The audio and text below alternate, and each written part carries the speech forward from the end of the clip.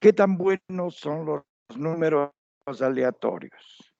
Y entonces, para eso, la primer prueba que tenemos que ver es la que yo llamé de Kolmogorov-Smirnov, que es una prueba de bondad de ajuste. De lo que se trata de ver es si los números generados por un generador siguen o no una distribución uniforme. Entonces, voy a abrir un documento de Word como siempre.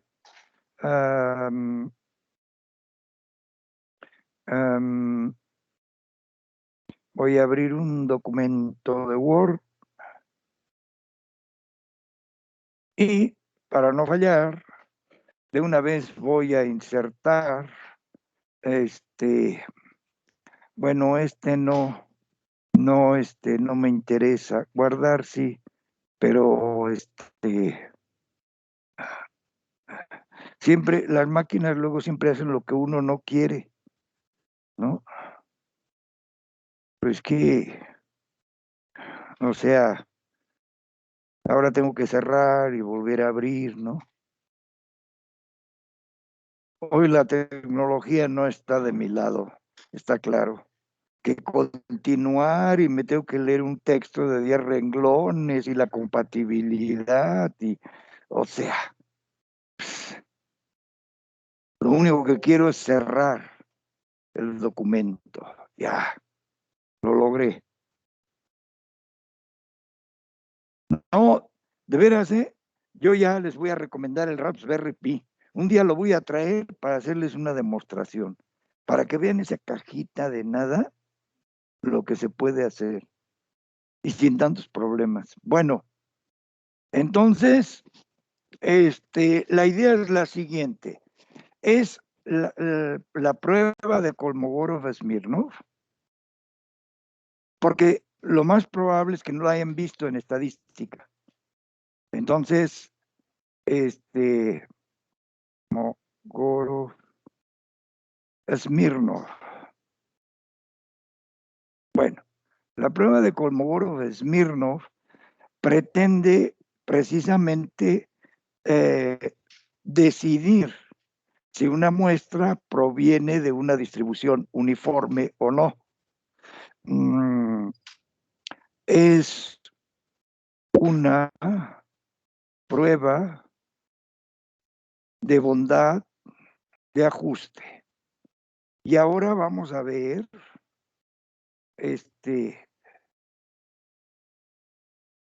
de ajuste. La decisión, bueno, ok, voy a poner para decidir si una muestra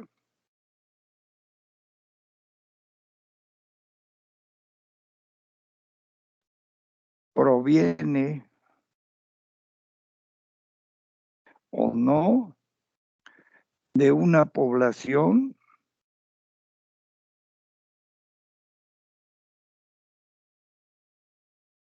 que sigue una determinada distribución.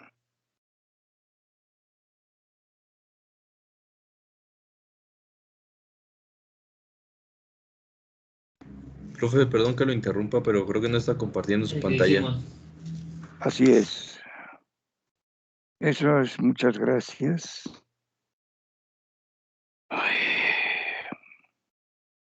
No, pues es que con tantos, parece esto una carrera de saltos de esas que salta uno 20 obstáculos cada 3 metros.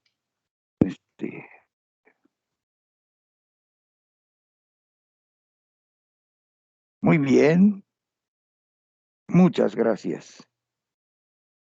Ahora, qué bueno que lo dicen porque aquí los compañeros que están aquí tampoco no ven nada. Entonces, es una prueba de bondad de ajuste, aquí debe haber puesto, de ajuste, para decidir si una muestra proviene o no de una población que sigue una determinada distribución. En nuestro caso, en este caso,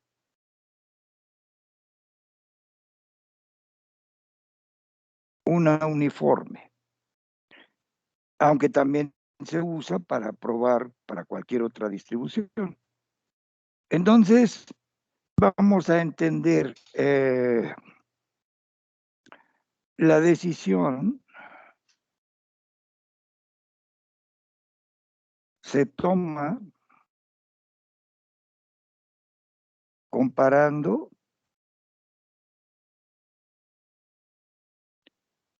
las distribuciones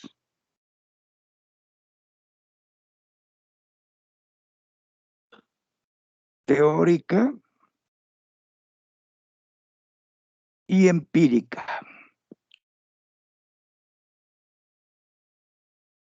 Bueno, entonces, lo primero que tenemos que hacer es entender qué quiere decir eso de, ahora aquí no puedo bajar así ya.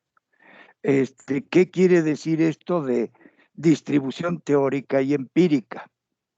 Entonces, la distribución empírica, muchas gracias, la vamos a entender muy bien ahora con un ejemplo sencillo. Vamos a ver qué es la distribución empírica. Vamos a suponer que tenemos un conjunto de datos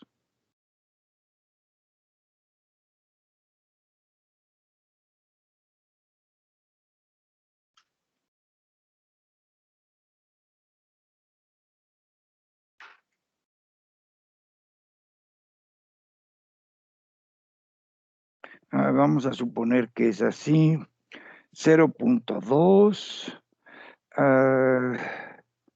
0.4, 2, 1.5 y 3, por ejemplo. Entonces, para encontrar la distribución empírica,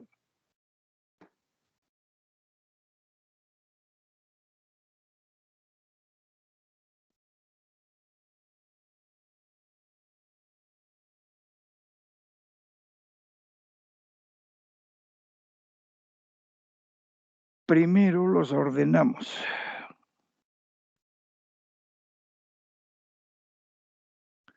Ordenamos de menor a mayor.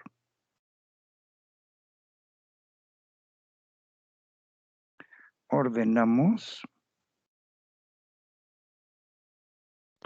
Muy bien. De menor a mayor. Entonces, quedarían así. El más pequeño es 0.2. El que sigue es 0.4. El que sigue es 1.5. El que sigue es 2 y el que sigue es 3. Pero, ¿cuál es la función de distribución empírica?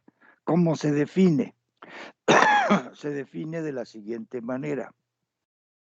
La función empírica de distribución en X se define como el número de datos menores o iguales que X entre el número total de datos.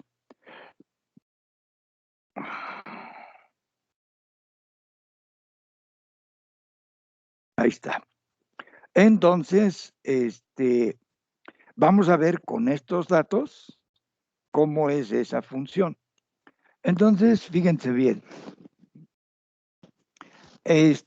Vamos a dibujar el plano cartesiano y vamos a poner lo siguiente aquí.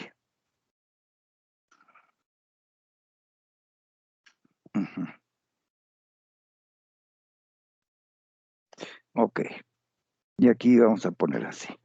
Entonces, vamos a ver lo siguiente. Aquí los datos son 0.2, 0.4, Bueno, punto 2 lo puedo poner como por aquí. Punto 2, punto 4. Punto 4. Luego por aquí, pues a lo mejor es 1. Y entonces por aquí sería, digamos, quizá 1.5. Porque creo que 1.5 es el siguiente, ¿no? Ah, no, es 0. Sí, punto 2, punto 4, 1.5. Luego vendría 2, que estaría por acá. Y luego vendría 4, ¿no? ¿O no? 3, gracias. Entonces sería 1, 2 y por acá el 3. Y en cambio aquí, ponemos, digamos, aquí arriba el 1. Aquí ponemos, digamos, a ver si puedo. Punto 2, punto 4, punto 6, punto 8 y aquí pondría 1. Y entonces, ya tendría,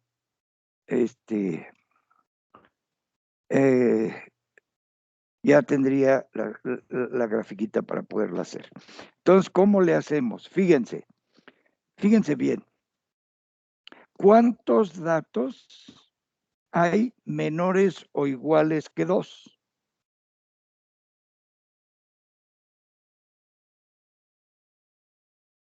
1, ¿no? Nada más. El 2. Perdón, que punto 2. Sí. Es exactamente 1. Y entonces 1. ¿Y el número total de datos cuánto es? Entonces, por ejemplo, FE de punto 2 es 1 entre 5, ¿no? Que sería un quinto. Entonces, yo ya sé que en mi gráfica el punto 2 es un quinto, entonces está aquí, ¿verdad? Y para los X que estén, por ejemplo, un X menor que punto 2, ¿cuántos datos hay menores que ese X? Claro, 0, ¿no? Porque si yo pongo un X aquí, pues todos los datos están a la derecha. Entonces ahí va a ser 0. Entonces eso quiere decir que la función viene así, vale 0, ¿verdad? Y aquí tiene un hueco y ¡pum! Salta a punto 2. ¿Estamos de acuerdo? Para todos los X que están entre punto 2 y punto 4, ¿cuántos datos hay en el conjunto de datos menores o iguales que ese X? Por ejemplo, imagínense un X aquí. ¿Cuántos datos hay menores o iguales que ese X? 1. Y cualquier punto que está entre punto 2 y punto 4 es lo mismo. Entonces esto va así. Pero en punto 4 ya hay 2 datos menores o iguales que punto 4. Entonces FE de punto 4 es 2/5, porque hay 2 datos menores o iguales que punto 4. Entonces 2/5 sería punto 4. Entonces viene aquí. Y otra vez, para todos los datos entre punto 4 y 1.5, así. Y aquí otra vez salta. ¿A dónde? A 3/5, porque FE de punto 6, de punto 1.5, de 1.5. De 1.5 es 3/5. Y esto va a dar aquí punto 6. Y sigue así, ¿verdad? Y acá en 2, ahora otra vez da otro brinco, ¿verdad? Y va a dar a punto 8. Ahí está. Y luego, aquí va a dar hasta por acá y acá salta a 1 de la misma manera. Y de aquí en adelante ya es 1. ¿Sí? Esto lo puedo aprovechar la cosa de usar colores y entonces aquí lo pongo así. Aquí lo pongo así.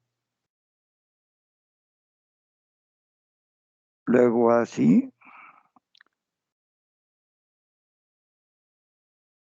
¿Verdad?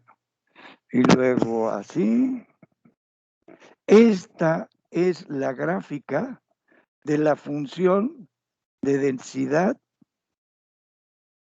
empírica, que si la queremos expresar analíticamente, pues va a ser así, fíjense.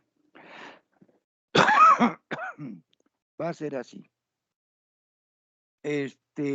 Aquí le bajo y viendo la gráfica, fíjense, F empírica de X es igual a 0 si X es menor que 0.2, ¿verdad? Y va a ser 0.2 si X es mayor o igual que 0.2 y menor que 0.4. Luego es 0.6 si X es mayor o igual que 0.4 y menor que 1.5. Y es 0.8 si X es mayor o igual que 1.5 y menor que 2. Creo que era 2, ¿verdad? ¿O era 3 el otro punto? Ay, a No, ver sí, 2, los profe. datos. 2 está Sí, bien. ¿verdad? 2 y luego 3. Ok. Sí, está perfecto. Y 2. Y luego, y es ya 1. Así lo puse bien. A ver.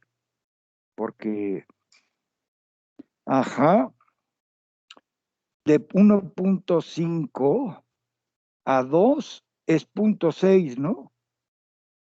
Como que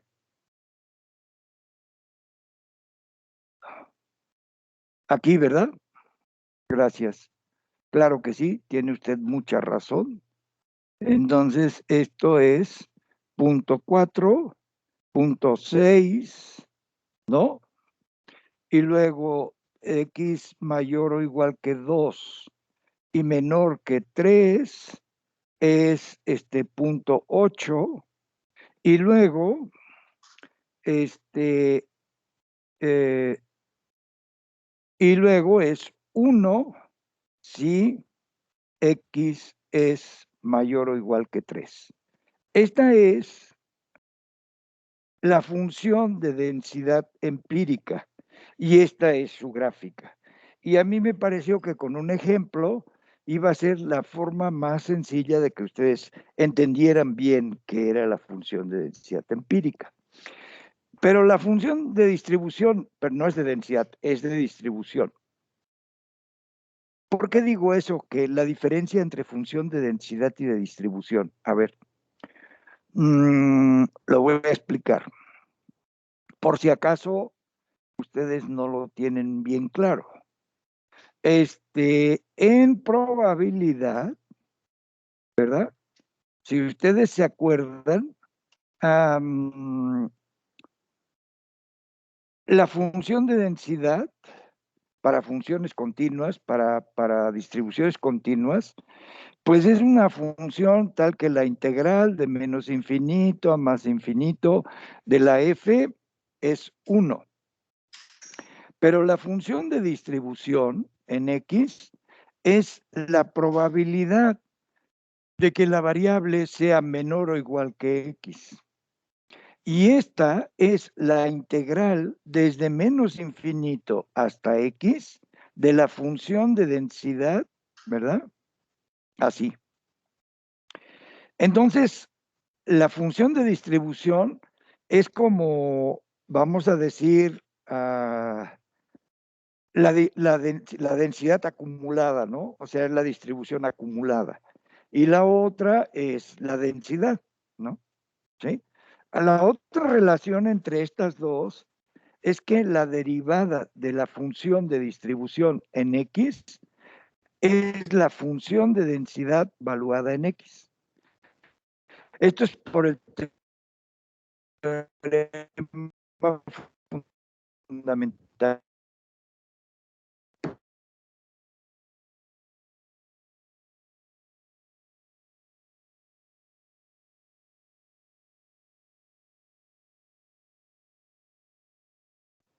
Muy bien.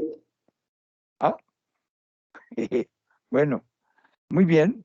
Entonces, ya entendimos eso. Pero entonces, ¿en qué consiste la prueba de Kolmogorov-Smirnov? Bueno, la idea es la siguiente. Lo que hace la prueba de Kolmogorov-Smirnov es construir la función de distribución empírica.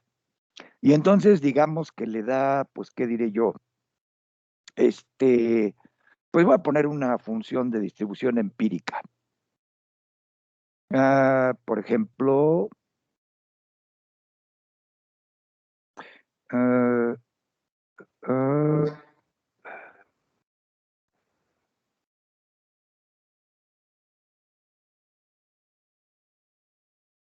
y luego,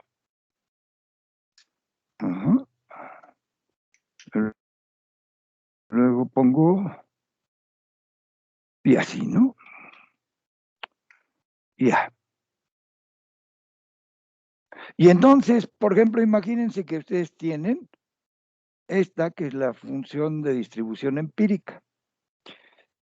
¿Y cuál es la teórica si suponemos que se trata de una uniforme? La función de distribución de una uniforme, ¿saben ustedes cuál es? Uniforme en 0, 1. Bueno, entonces se los voy a explicar. Por eso lo estoy haciendo, ¿ven? Porque me lo imagino. Entonces, fíjense, lo voy a hacer aquí en chiquito. La función de densidad para la uniforme es U, le voy a llamar para que no se vayan a confundir luego, es 1 si X está en 0, 1 y es 0 en otro caso. O sea que la gráfica viene siendo algo así. Aquí vale 1, ¿verdad? Y acá vale 0. Y este es 1 y aquí es 1. ¿Sí? Esta es la función de densidad de una uniforme en 0, 1. La función de distribución de la uniforme en 0, 1 es la integral de menos infinito hasta X de la función de densidad de la uniforme, ¿verdad? En T de T. Pero esta integral ustedes la pueden hacer fácilmente. Fíjense, si el X está por acá, o sea, es negativo, ¿cuánto va a valer FU de X? 0, porque la integral de menos infinito hasta un número negativo, ahí la función de densidad es 0 y por lo tanto la integral es 0. Pero entonces, o sea que viene así, ¿verdad? Y ahora, cuando el X está aquí, la integral de menos infinito hasta el X, pues en realidad va a ser el área de este rectángulo. Pero el área de este rectángulo es X. Entonces, esto es así. Esa es la gráfica de la X. Y aquí está 1. Y después de eso, como otra vez la función de densidad ya vale 0, si tomo un punto a la derecha de 1, ya no le agrego nada. Entonces, la función queda así. ¿Ven? Ajá. Entonces, si yo aquí, por ejemplo, tengo el 1 y aquí tengo 1, si yo grafico esta otra, ¿cómo va a ser la gráfica? Va a ser más o menos así. ¿Se dan cuenta? Entonces, la idea de Kolmogorov y de Smirnov es que yo voy a rechazar la hipótesis de que mis datos provienen de una población que sigue una distribución uniforme en 0,1, si la diferencia entre la teórica y la empírica es demasiado grande. ¿Ya me entendieron? Esa es la idea. Pero ¿cómo toma la diferencia?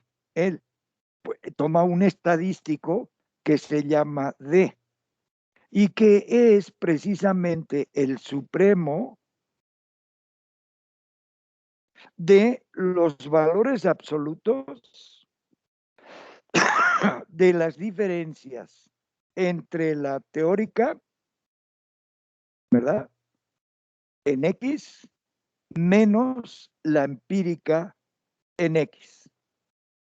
Y esto lo hace sobre todos los X posibles del interés, ¿no? Y entonces aquí, por ejemplo, pues como que esa diferencia vendría siendo tal vez, no sé, estos, a ver, vendría siendo a lo mejor esta, ¿no? Algo así, ¿no? O quizá esta, ¿no? No sé, ¿sí me explico? Ahora, aquí el detalle fino es por qué se pone el supremo, por qué no se usa el máximo. Bueno, porque el máximo de esa diferencia puede no existir. ¿Por qué? Porque, por ejemplo, si ustedes se fijan aquí, la diferencia conforme van para acá, ¿verdad? La diferencia se va haciendo cada vez más grande. Pero en este punto, la diferencia no es esta, porque aquí no está definida la otra. Entonces, eso hace que en vez de tener que poder usar el máximo, tengamos que usar el supremo, porque el máximo puede no existir. ¿Por qué puede no existir? Pues voy a tratar de explicárselos lo mejor posible. Fíjense, voy a tratar de hacer ese dibujito más en grande. Así. Y luego pongo, como yo dije, la otra, ¿cómo la quería yo poner? Ajá.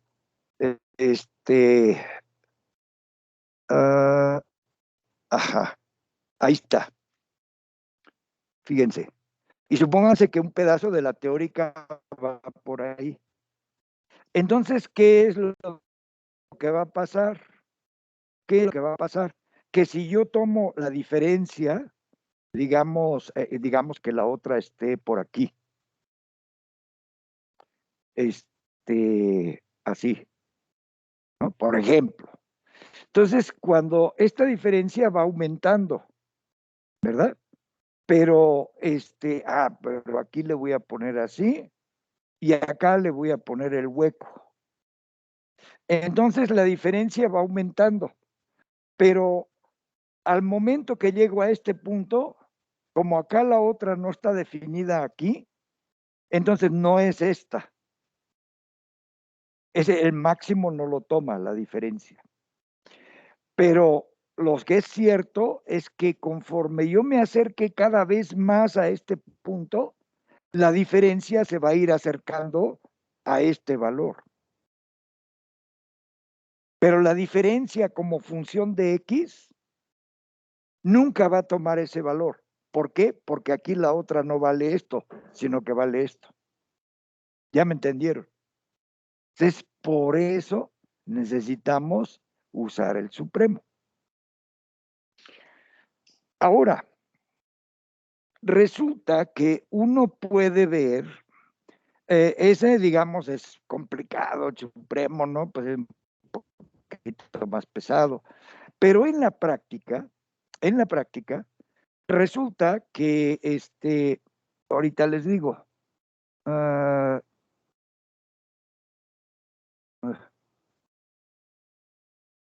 ya son 5:55, ¿verdad? Bueno, pues tengo clase allá a las 6. Bueno, jóvenes que están en línea, muchas gracias por su atención. Una disculpa porque hoy los detalles técnicos nos hicieron empezar muy tarde. Espero, con la ayuda también de sus compañeros, poder resolver esto la próxima vez con más agilidad. Entonces, me despido de ustedes de esta clase del día de hoy y mañana continuaremos con este tema. Gracias por su atención y nos vemos la próxima clase. Gracias, profesor. Buena tarde. Mañana, profe. Gracias, Hasta luego, profesor. No profe. se agobien. A Nos vemos ustedes, pronto. buena tarde. Hasta luego.